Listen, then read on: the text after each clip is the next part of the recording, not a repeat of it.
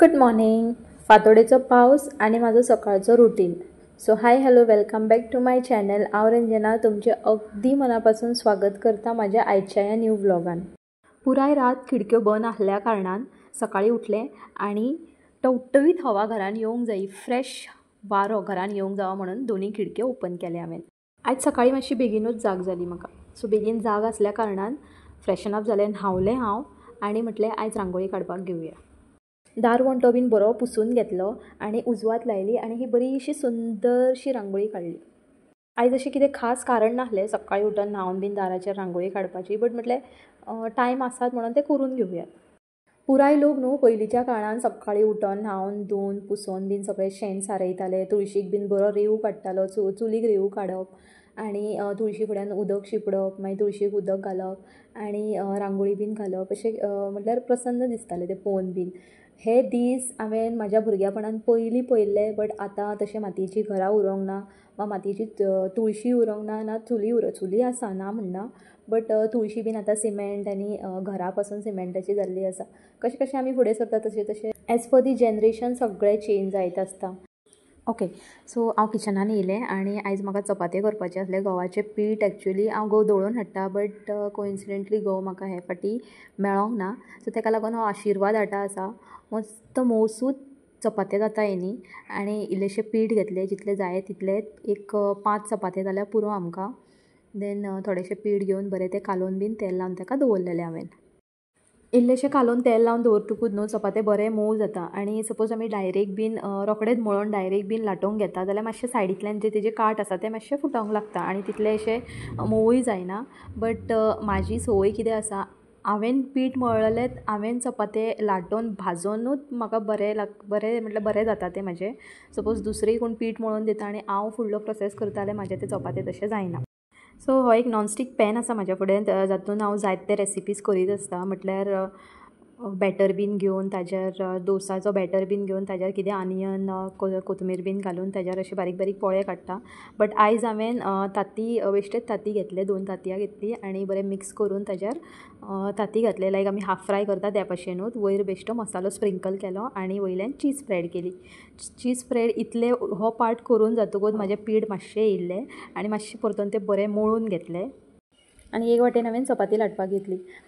एक सायडीन म्हाजो चेडो म्हाका कितें तरी विचारतालो. सो तें म्हटल्यार कितें तरी दाखोवपाक येयल्लो तो, आपूण कितें कलाकारी केल्ली ती. दीसभर तेजे ड्रॉइंग्स चालूच आसता. सो एक कितें ड्रॉ केल्लो ताणें पेजीचेर, तो म्हाका तो दाखयतालो. सो तें पळोवन म्हाका हांसूंक येयलें. चपाती हांव केन्नाय लाट्टा आसतना न्हू हांव मातशें इल्लेशें तेल लावन बरें फोल्ड करून भाजता.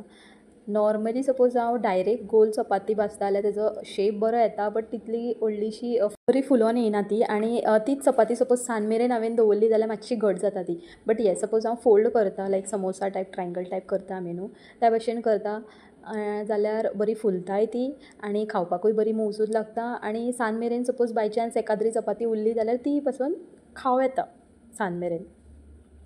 खुबशे लोक न्हू ज्यांची बिजी लायफ आसा, बिकॉज सगळ्यांची लायफ आमच्या भशेन नासता. लायक घरान रावन, हांव घरान रावता because of my personal reasons, but खुबशे लोक जे बिजी लायफान आसा, बिजी शेड्यूल आसा, जेंचे ती कामाक बीन वयता, ते लोक पीठ बीन बरें मळून दवरून तें फ्रिजान दवरता. बट हांवेनूय 1-2 फावटी केल्लें, बट हांव नकळो वयल्यान न्हू तें एक हार्ड लेयर धरता आनी काळें पडटा तें. बट म्हाका कोणी सांगलेलें सपोज तुमी पीठ मळटा जाल्यार बरें तें डब्यान सील डब्यान पॅक करून फ्रिजान दवरपाचें, पिठाक कांयच जायना. मागीर भायर काडून तें मातशें वगत रूम टेम्परेचराचेर हाडून मागीर तें पीठ नॉर्मल जाता म्हणून. सो एक वाटेन एक चपाती जाल्ली म्हाजी आनी हें बीन चीज जे हांवें स्प्रेड केल्लें तें बरें मेल्ट जालें आनी हाफ फ्राय अशें रेडी जाल्ल्या कारणान हांवें डब्यान तें पॅक केलें. 3 हाफ फ्राय घातले ताका. ऑलवेज एवरी टायम चेड्याची एक ना एक कितें तरी तक्रार आसता, दॅट टू म्हाज्या बद्दल. तो कितें सांगता, एकूच टिफिनान दोनूय घालनाका म्हणटा तो. सेपरेट टिफीन दे. एक हितून चपाती घाल, दुसऱ्या डब्यान तें कितें करता पळय तें घाल. कित्याक मिक्स जातकूच तें एकमेकाक लागतकूच आपणाक खावपाक वीट येता. सो मे बी येस, खंय ना खंय आमीय चुकता, केन्ना चुकता. सो ही भुरगीं आमकां शिकयता ती एक शिकवण म्हणून घेवपाची. ओके, तें जालें आनी चपातीचेर हांवें बरें चीज बीन स्प्रेड करून बरी फोल्ड केली आनी ताका जाय तशें सेपरेट टिफिनान हांवें पॅक केलें. आनी येस, ताणें खाल्लें बीन टिफीन ती, म्हाकाय बरें दिसलें खाल्लें म्हणून.